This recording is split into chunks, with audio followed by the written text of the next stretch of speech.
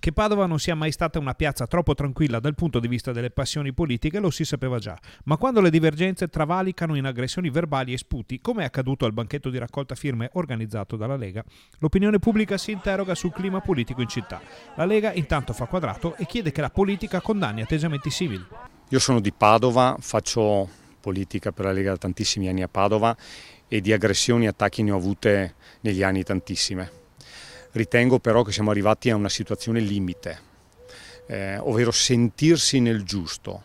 di poter additare alla Lega offese di questo tipo, dall'antisemitismo al fascismo, al nazismo, e ora anche di dire basta, no? E ora soprattutto che alcune parti politiche che non sono dalla parte nostra, ma magari sono dall'altra parte della barricata, abbiano mente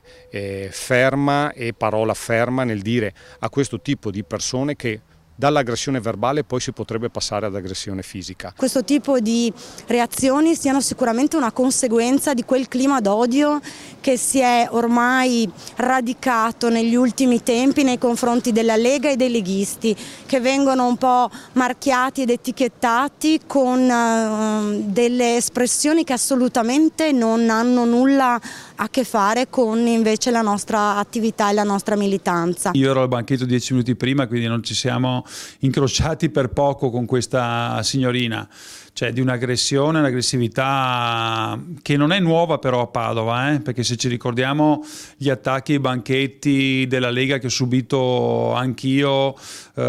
più volte, le minacce, quindi insomma non è una novità per i nostri militanti e sostenitori della Lega. Ci vorrebbe maggior controllo nei confronti di questa gente che certamente non è un'espressione di democrazia, perché se dicono di essere così democratici dovrebbero lasciare gli altri movimenti o partiti politici, anche se non la si pensa allo stesso modo, di manifestare in maniera democratica. Io sono stato molto orgoglioso che i nostri militanti e sostenitori, lo stesso Boron, non ha assolutamente reagito. Sfido qualsiasi persona a non reagire a delle provocazioni, degli sputi in faccia di questo tipo.